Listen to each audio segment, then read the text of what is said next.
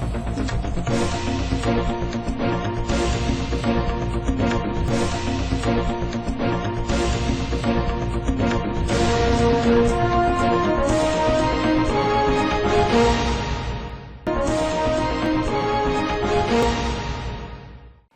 દર્શક મિત્રો, લોકમત ન્યૂઝ ચેનલમાં હું ભૂમિ મહેતા આપનું હાર્દિક સ્વાગત કરું છું। સમાચારની શરૂઆત કરતા પહેલા નજર કરીશું આજના મુખ્ય સમાચારો પર। MS યુનિવર્સિટીની કોમર્સ, આર્ટ્સ અને સાયન્સ ફેકલ્ટીમાં વડોદરાના સ્થાનિક વિદ્યાર્થીઓને 40% સુધી પ્રવેશ આપવાની માંગ। વડોદરા સિટીઝન ફોરમના નેજા હેઠળ વાઇસ ચાન્સેલરને સંબોધી PROને આવેદનપત્ર સુપ્રત કર્યું। આજવા રોડ એકતાનગરના રહીશો તંત્રના પ્રતાપે વિવિધ સમસ્યાથી ત્રાહિમામ। સ્થાનિકોએ પોતાની સમસ્યા મીડિયા સમક્ષ વ્યક્ત કરી તંત્ર વહેલી તકે સમસ્યાનું નિરાકરણ લાવે તેવી કરી માંગ। NPSS સંચાલિત પૂજ્ય ડોંગરેજી પ્રાથમિક શાળામાં અભ્યાસ કરેલ વિદ્યાર્થીએ હાલ CAની પરીક્ષામાં ઉત્તીર્ણ થઈ શાળાના ગૌરવમાં વધારો કર્યો। હિમાલય કહારે શાળાના શિક્ષકો આચાર્યોનો આભાર વ્યક્ત કર્યો। હવે જોઈએ વિગતવાર સમાચાર। MS યુનિવર્સિટીની કોમર્સ, આર્ટ્સ અને સાયન્સ ફેકલ્ટીમાં વડોદરાના સ્થાનિક વિદ્યાર્થીઓને 40% સુધી પ્રવેશ આપવાની માંગ સાથે વાઇસ ચાન્સેલરને સંબોધી PROને આવેદનપત્ર પાઠવી રજૂઆત કરી છે। વિશ્વવિખ્યાત વડોદરા શહેરની મહારાજા સયાજીરાવ યુનિવર્સિટીમાં સ્થાનિક વિદ્યાર્થીઓના પ્રવેશ મામલે અગાઉ વિદ્યાર્થી સંગઠનો અને ત્યારબાદ ફાઇટ ફોર MSU દ્વારા VC ડોક્ટર પ્રોફેસર વિજયકુમાર શ્રીવાસ્તવના લગડીથી નિર્ણય અને તાનાશાહી સામે કાળો દિવસ મનાવી ઉગ્ર વિરોધ કરવામાં આવ્યો હતો। રાજકીય રમતો રમાતા ફાઇટ ફોર MSU ગ્રુપ વેરવિખેર થઈ ગયું હતું, જે બાદ VSF એટલે કે વડોદરા સિટીઝન ફોરમની રચના કરવામાં આવી, જેમાં જેને ખરેખર વિદ્યાર્થીઓના હિત માટે લડત આપી છે તેવા અનેક ક્ષેત્રના મહાનુભાવો જોડાયા છે। થોડા સમય પહેલા પણ VCF દ્વારા 200 વિદ્યાર્થીના ટોળા સામે VC દ્વારા કરવામાં આવેલા રાયોટિંગના કેસ બદલ માનવ સાંકળ બનાવી વિરોધ કર્યો હતો। ત્યારે હવે ફરી એક વખત VCFના સભ્યો દ્વારા MS યુનિવર્સિટીનો કોમર્સ, આર્ટ્સ અને સાયન્સ ફેકલ્ટીમાં વડોદરાના સ્થાનિક વિદ્યાર્થીઓને 40% સુધી પ્રવેશ આપવાની માંગ સાથે પ્રતિષ્ઠિત નાગરિકો, પૂર્વ વિદ્યાર્થી અગ્રણી, વાલીઓ, એડવોકેટ, ડોક્ટર્સ જેવા બિન રાજકીય લોકો જેમાં ધીરુભાઈ મિસ્ત્રી, કીર્તિભાઈ પરીખ, અમર ડોમસે, વિરેન રામી, ઋત્વિજ જોશી, અમીબેન રાવત, નરેન્દ્ર રાવત સહિત પૂર્વ વિદ્યાર્થીઓ વડોદરા સિટીઝન ફોરમના નેજા હેઠળ યુનિવર્સિટીની હેડ ઓફિસ ખાતે પહોંચ્યા હતા, જ્યાં ઉગ્ર સૂત્રોચ્ચાર પોકારી PRO હિતેશ રાવિયાને આવેદનપત્ર પાઠવી રજૂઆત કરી હતી। આજે હેડ ઓફિસ ખાતે રજૂઆત કરવા પહોંચ્યા, શું કહેશો? બહુ સ્પષ્ટ છે, મહારાજા સયાજીરાવ યુનિવર્સિટી જે આપણા મહારાજાએ બનાવી છે એ લોકલના વિદ્યાર્થીઓ માટે બનાવેલી છે કે આજે વડોદરાની અંદર વિદ્યાર્થીઓને 40% હોય કે 45% હોય કે 35% હોય, આ વિદ્યાર્થીઓને અહીંયા એડમિશન મળવું જોઈએ, કારણ કે આ યુનિવર્સિટી કોઈ ખાનગી પેઢી નથી કે કોઈની બાપની પેઢી નથી, પણ આ ભાજપના સત્તાવાળા જે જંગી બહુમતીથી જીતીને આવ્યા છે એટલે એને એટલો નશો ચડ્યો છે કે અહીંયા કોમન એક લાદીને જે ખાનગી પેઢીને લોકોને ફાયદો કરવા માટે આ દલાલો આવડું મોટું ષડયંત્ર રચીને આ યુનિવર્સિટીને વેચવાનો કારસો રચી રહ્યા છે। એટલે આવનારા દિવસોમાં વડોદરાની જનતાને હું કહેવા માગું છું કે આ વડોદરાના ધારાસભ્યો જે પાપના ભાગીદાર છે કોમન એકના, એની સામે અવાજ ઉઠાવો, એને પ્રશ્ન પૂછો કે અમારા દીકરા ભણવા જશે ક્યાં? પારુલ યુનિવર્સિટી જેવી ખાનગી યુનિવર્સિટીમાં 3.5 લાખ રૂપિયા આપીને બીકોમ કરશે, જે બીકોમ અહીંયા 1000 રૂપિયામાં થતું હતું એને શું 3.5 લાખ રૂપિયા આપીને કરશે? એટલે આ પાપના ભાગીદાર ભાજપના ધારાસભ્યો, ભાજપની સરકાર અને આ તાનાશાહી સત્તાધીશ જે યુનિવર્સિટીના વાઇસ ચાન્સલર અને રજિસ્ટ્રરો છે। અને આવનારા દિવસોમાં હું વડોદરાની જનતાને એટલું જ કહેવા માગું, જાગો જાગો જાગો, ડરો મત, સહો મત। મહારાજા સયાજીરાવ યુનિવર્સિટીમાં યુનિવર્સિટીના સત્તાધીશોનું જે વલણ છે તમે જુઓ કે જાણે પેલું હિટલરશાહી અને તાનાશાહી વાળું વલણ। આટલા દિવસથી રજૂઆતો થાય છે, આંદોલન થાય છે। આ વાઇસ ચાન્સેલર સૂર્યા પેલેસ હોટલમાં બંધ બારણે ધારાસભ્યોને મેમ્બર ઓફ પાર્લામેન્ટને મળવા જાય છે, બંધ બારણે મિટિંગ કરે છે અને ત્યાં એ લોકોને લોલીપોપ આપીને આવતા રહે છે, અને વિધાનસભામાં ધારાસભ્યો જેમ વિધાનસભામાં નથી બોલતા એવી રીતે અહીંયા MS યુનિવર્સિટી VC સામે પણ આ લોકોનું કંઈ ચાલતું નથી એવું સાબિત થઈ ગયું। અને આ વાઇસ ચાન્સેલર વડોદરા શહેરના ધારાસભ્યો અને સાંસદ કરતાં મોટા છે એવું લાગી રહ્યું છે, કારણ કે તમે જુઓ કે જે આજે બધા રજૂઆત કરવા આવ્યા છે ત્યારે આજે પણ વાઇસ ચાન્સેલર હાજર નથી, વિદ્યાર્થીઓને મળવાનો ટાઈમ નથી, બંધ બારણે સૂર્યા પેલેસમાં મિટિંગ કરશે MLA અને MP જોડે, પણ MS યુનિવર્સિટીના વિદ્યાર્થીઓ સાથે નહીં મળે. ખોટા કેસો કરવાના. આજે 200 વિદ્યાર્થીઓ પર ખોટા કેસ કરી એમની કારકિર્દી બગાડવાનો પ્રયત્ન કરે છે. આ FIR રદ કરવી જોઈએ. FIRને રદ કરવી જોઈએ એ અમારી માંગણી છે. અને 40% સુધી વિદ્યાર્થીઓને પ્રવેશ આપવો જોઈએ એ અમારી માંગણી છે. આ કાળા કાયદા કોમન એક્ટ જેવા પાછા લેવા જોઈએ એ અમારી માંગણી છે.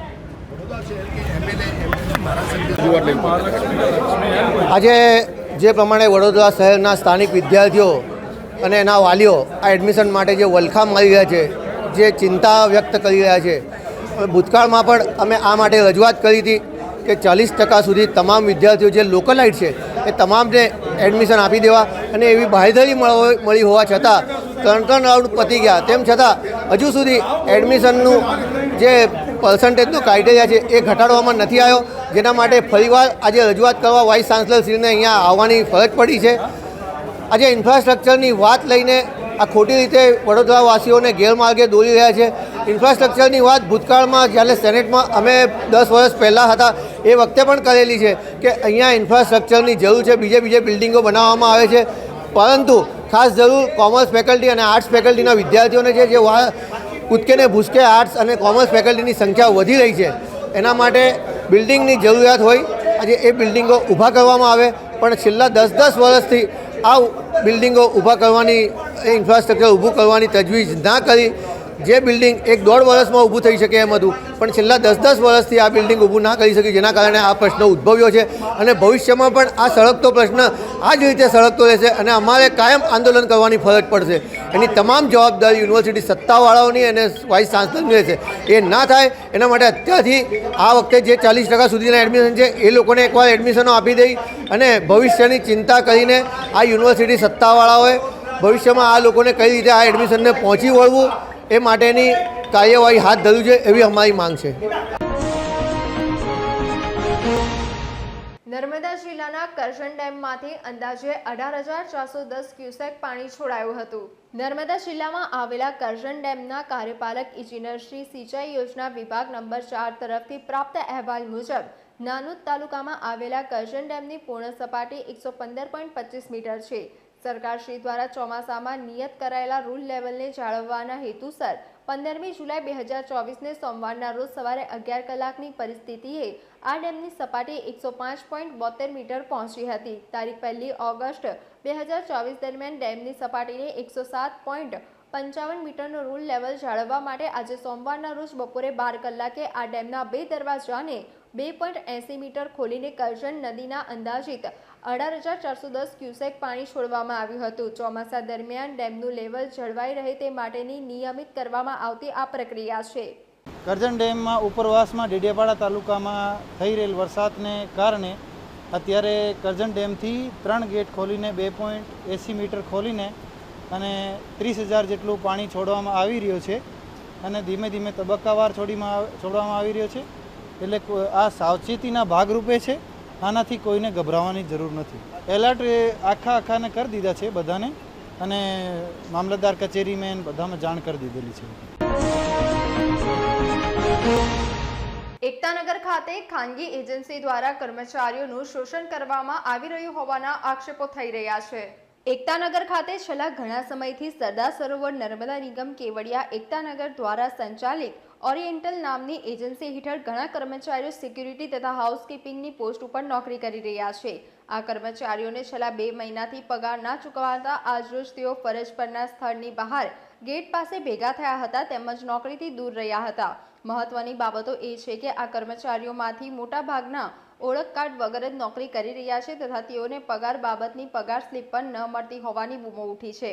જ્યારે કર્મચારીઓ દ્વારા એજન્સી પાસેથી પગાર સ્લીપની માંગણી કરવામાં આવે છે ત્યારે એજન્સીના સંચાલકો દ્વારા નોકરી માટે છૂટા કરી દેવાની પણ ધમકીઓ આપવામાં આવે છે, જેને લઈને કર્મચારીઓ મૂંગા મોઢે બધું સહન કરી રહ્યા છે. છેલ્લા 5 દિવસથી આ કર્મચારીઓ પોતાની ફરજથી દૂર રહી વિરોધ કરી રહ્યા છે, છતાં પણ તેઓની માંગણી ખાનગી એજન્સીઓ તથા કચેરી સ્વીકારી કરી નથી. આ કર્મચારીઓને ન્યાય મળશે કે પછી આ જ રીતે શોષણ થતું જ રહેશે તે તો આવનાર સમય જ બતાવશે.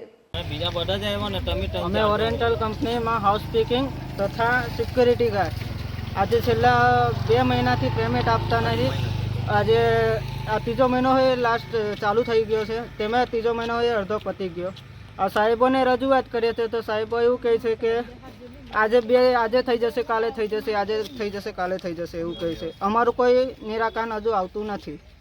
તે માટે અમે તમને જાહેર કરીએ કે અમારે જે માંગણી છે તે પૂરી કરો અને અમને એ કરો. મારું નામ છે વિશાલ કુમાર હસમુખભાઈ સોલંકી. ઓરિએન્ટલ સિક્યોરિટીની અંદર અમે નોકરી કરીએ છીએ અને અત્યારે 2.5 મહિનો થઈ ગયો છે, પેમેન્ટ મળતું નથી. અમે જ્યારે પણ રજૂઆત કરવા જઈએ છીએ ત્યારે અમને કે 2 દિવસના રાહ જોવાની વાત કરે છે. એમ કરતાં અમે આજે 2.5 મહિનો થઈ ગયો છે, પેમેન્ટનું કોઈ નિરાકરણ નહીં આવતું. અમારે નિરાકરણ માટે અમારે રજૂઆત કરવા બાબત અમે આપીએ છીએ. તમારું નામ? મારું નામ ચંદુભાઈ નંદુભાઈ તળવી. ડભોઈ રોડ ઉપર દારૂના ધંધામાં ગેંગવોર થયા બાદ 6 બુટલેગરની ધરપકડ કરાઈ હતી. વાડી પોલીસ હદમથક વિસ્તારમાં એસએમસીના દરોડા બાદ અમારી બાતમી પોલીસને કેમ આપી તેમ કહીને 2 પક્ષો વચ્ચે મારામારી થઈ હતી. આ બાબતે બંને પક્ષોએ ફરિયાદ નોંધાવતા 8 આરોપીઓ પકડાયા હતા. ડભોઈ રોડ પરના જયનારાયણ નગરમાં રહેતા સંજય ઉર્ફે સનાભાઈ ઠાકોર સંજય તેના ભત્રીજા આતિશ સાથે મંદિર પાસે ગયા હતા. ત્યાં રાજકુમાર અને હિતેશ ઊભા હતા. હસમુખ વિશે પૂછતા જણાવ્યું હતું કે રેલવેના કાળા ગેટ પાસે ગયો છે.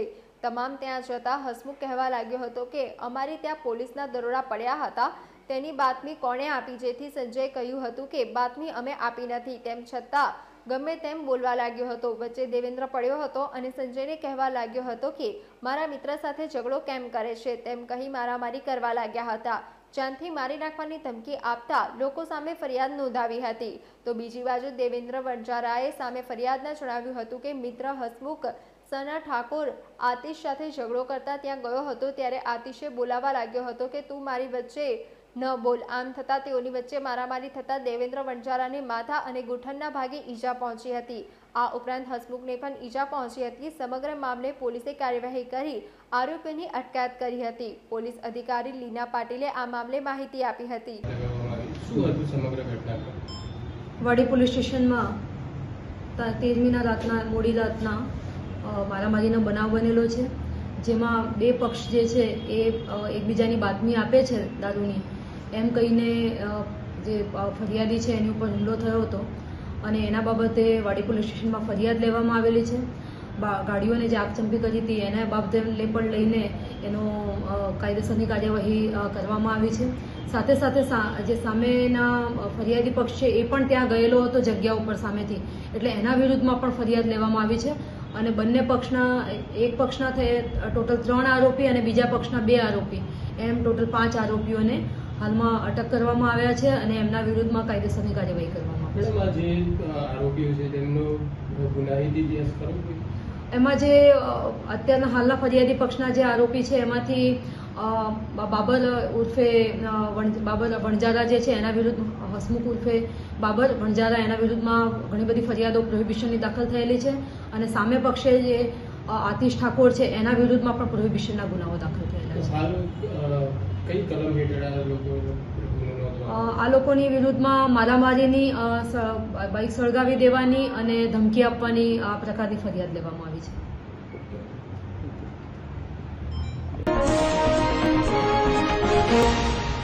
સંખેડા ખાતે ડેડિયાપાડાના ધારાસભ્ય ચૈત્રએ વસાવવા પહેલીવાર આવતા કાર્યકરોમાં ખુશી જોવા મળી હતી. આમ આદમી પાર્ટીના કાર્યકરો સહિત અન્ય કોંગ્રેસના તેમજ અન્ય લોકો મોટી સંખ્યામાં સંખેડાના રેસ્ટ હાઉસ ખાતે ઉપસ્થિત રહ્યા હતા. સંખેડા તેમજ તાલુકાના લોકોને પડતી તકલીફો તેમના ધ્યાને આવતા તેમણે જણાવ્યું કે સંખેડા બસોની સુવિધાઓ નથી તેમજ છાત્રાલયોમાં જમવાથી લઈ અન્ય સુવિધાઓ નહીં મળતા લોકો સંખેડા પંથકમાં હેરાન છે.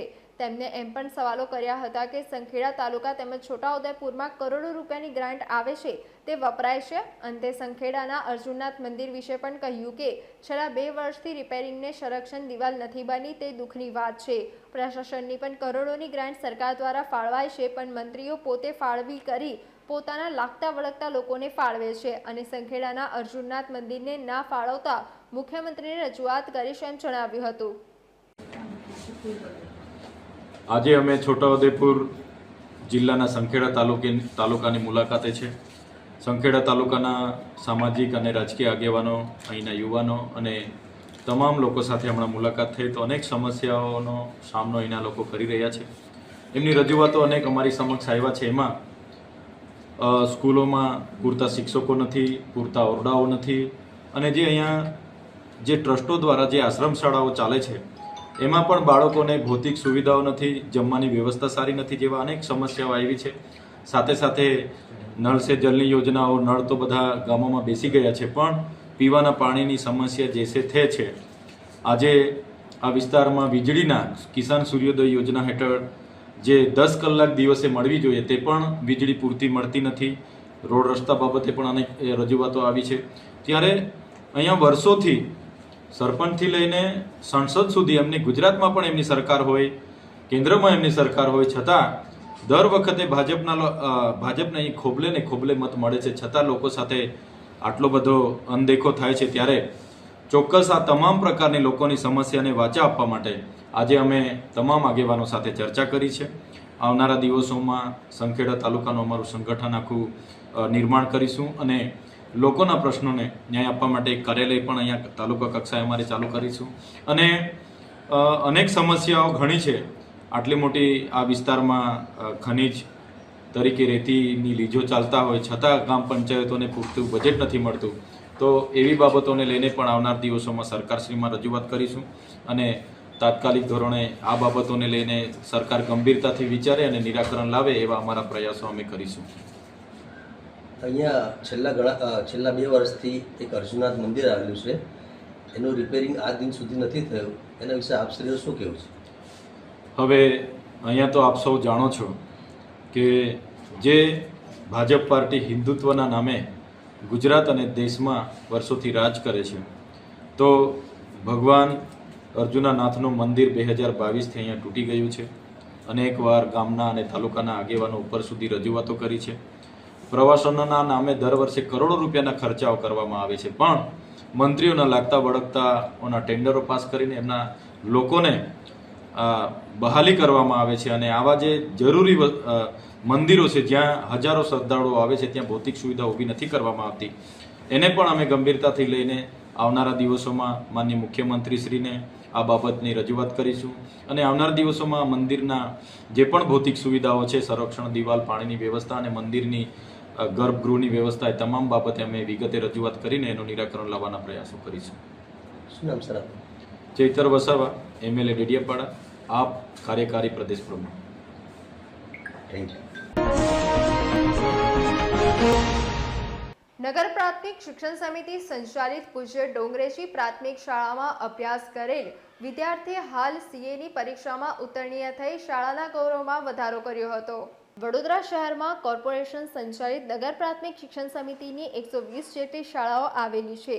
વર્ષો પહેલા આજે શાળામાં ભણેલા વિદ્યાર્થીઓ IAS, IPS સહિતના ઉચ્ચ હોદ્દા ઉપર આજે પણ ફરજ બજાવી રહ્યા છે, પરંતુ સમય જતાં સરકારી શાળાના સ્થાને લોકો ખાનગી સ્કૂલો તરફ વળ્યા હતા, જેને સરકારી શાળાનું મહત્વ ખૂબ ઘટી ગયું હતું. પરંતુ છેલ્લા કેટલાક સમયથી રાજ્ય સરકાર દ્વારા સરકારી શાળામાં અભ્યાસ કરતા વિદ્યાર્થીઓને ઉચ્ચતર અભ્યાસ, સારી સુવિધા અને સારું ઇન્ફ્રાસ્ટ્રક્ચર મળી રહે તે દિશામાં સતત પ્રયત્નશીલ છે અને તમામ શાળાઓને રાજ્ય સરકાર દ્વારા કરોડો રૂપિયાની ગ્રાન્ટો પણ ફાળવવામાં આવતી હોય છે. ત્યારે તાજેતરમાં જ વડોદરા શહેરની તમામ શાળાઓને પાછળ રાખી જયરત્ન બિલ્ડિંગ પાસે આવેલ પૂજ્ય ડોંગરેજી પ્રાથમિક શાળામાં બાલવાડીથી લઈ ધોરણ 8 સુધી અભ્યાસ કરનાર હિમાલય કહાર, જેના પરિવારની આર્થિક પરિસ્થિતિ પણ ખરાબ હોવા છતાં ધોરણ 8 સુધી તમામ પરિસ્થિતિઓને બાજુ પર મૂકી અગ્ર હરોળમાં ઉત્તીર્ણ થયો હતો, જેને લઈ શિક્ષકો પણ તેને સતત તમામ પ્રકારની મદદ કરી રહ્યા હતા. ધોરણ 8 બાદ તેને ફી ભરવામાં પણ તકલીફ થતાં શાળાના શિક્ષક અને આચાર્ય યથાશક્તિ યોગદાન પૂરું પાડી વિદ્યાર્થીને મનોબળ મજબૂત કરવામાં અગ્રેસરની ભૂમિકા ભજવી હતી અને હિમાલય કહાર કોઈપણ સંજોગોમાં અભ્યાસ ના છોડે તેની શાળા છોડ્યા બાદ પણ આચાર્ય અને શિક્ષકે સંભાળ રાખી હતી, જેને પગલે હાલમાં CAથી લઈને પરીક્ષામાં હિમાલય કહાર પોતાના ચડ ઉતાર અને આર્થિક પરિસ્થિતિ બાજુ પર રાખી ઉત્તીર્ણ થતાં શાળાનું અને પરિવારનું ગૌરવ વધાર્યું હતું, જેને લઈ હિમાલય કહારે શાળાના શિક્ષકોને, આચાર્યોને ખૂબ ખૂબ આભાર માન્યો હતો. તો બીજી તરફ શાળાના આચાર્ય હરેશ રાઠોડે પણ વિદ્યાર્થીની મહેનત અને તેની ધગશને બિરદાવી હતી. તારા નામ શું છે? કઈ સ્કૂલમાં ભણાવ્યું તું ને શું કહેવા માંગે છે? ત્યારે શું થયું એક્ઝામિનેશન? મારું નામ હિમાલય કહાર છે. હું મારું પ્રાઇમરી સ્ટાન્ડર્ડ પૂજ્ય ડોંગરેજી મહારાજ પ્રાથમિક શાળામાં કર્યું છે, જે સરકારી સ્કૂલ છે. અને જ્યારે મેં અહીંયા એડમિશન લીધું હતું ત્યારે મને સરકારી અને પ્રાઇવેટ સ્કૂલ વિશે કશું ખબર નથી, પણ અહીંયાનું ભણતર ખૂબ જ સારું હતું. જે મેં 1 થી 8 ધોરણ ભણ્યો એ મને ખૂબ જ કામ આવ્યું, અને મને ખબર નથી કે ભણતરના દરેક પાસામાં આ સ્કૂલ મને કામ આવશે. અને મારું બેચલર હોય કે માસ્ટર હોય કે મારું CAની સ્ટડી હોય, સ્કૂલના ટીચર્સ, પ્રિન્સિપાલ બધા જ દરેક સમયે સાથ રહ્યા છે, અને જ્યાં જ્યાં મને જરૂર હતી ત્યાં ત્યાં મદદ કરી છે. પરિવારનો ફાળો એટલે પરિવાર તરફથી જ્યારે પરિસ્થિતિ ખરાબ હતી, ફાઇનાન્શિયલ કન્ડિશન સારી નથી, ત્યારે પરિવાર તરફથી સહેજે પ્રેશર નહોતું કે તારે જોબ કરવાની છે, પણ મને ખ્યાલ હતું કે મારે ઘરે પણ મદદ કરવાની છે અને ભણવાનું પણ છે.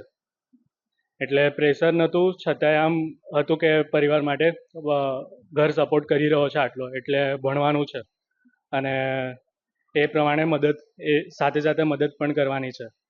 એટલે સ્કૂલની સહાયતાથી અને ઘરના સપોર્ટથી ઘરે પણ મદદ કરી શક્યો અને ભણી પણ શક્યો. આગળ પહેલાં તો ઈચ્છા જોબની જ છે, કેમ્પસ થ્રુ, અને એની આગળ જોબ કર્યા પછી અમુક વર્ષો પછી પ્રેક્ટિસ.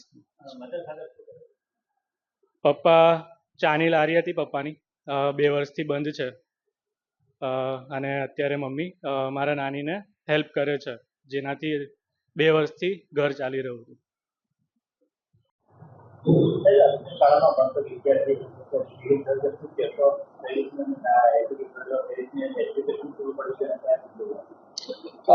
અમારા માટે ખૂબ ગૌરવની લાગણી છે કે અમારી શાળામાં અભ્યાસ કરેલો દીકરો આજે CAની પરીક્ષા પ્રથમ પ્રયત્ન જ પાસ કરી ચૂક્યો છે. ખૂબ સામાન્ય અને ગરીબ પરિવારમાંથી આવી સખત મહેનત, પરિશ્રમ અને સારા માર્ગદર્શનથી અત્યારે એને આ સફળતા પ્રાપ્ત કરી છે. જીવનમાં ઘણા બધા સંઘર્ષોનો સામનો કરી અને આ પરીક્ષા પાસ કરી અને હવે એ પોતાના પગ ઉપર એવી રીતના ઊભો છે કે સમાજમાં એમને એવી સરસ પ્રતિષ્ઠા મળશે કે જેનાથી એમના કુટુંબ, સમાજ અને શાળાનું નામ રોશન કરશે.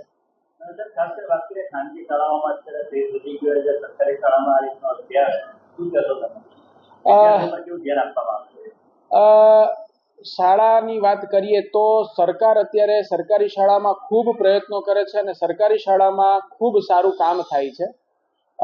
એટલે હવે એવું આપણે કહી ના શકાય કે સરકારી શાળાની અંદર વધારે થાય છે, ખાનગી શાળામાં ઓછું થાય છે, પરંતુ શિક્ષક તરીકે જે પ્રમાણેનો સ્નેહ અને પ્રેમ સરકારી શાળામાં આપવામાં આવે છે તો સરકારી શાળાના બાળકો પણ આવી રીતના આગળ વધી શકે છે. આ સહાર હિમાલય એનું એક ઉત્તમ ઉદાહરણ છે.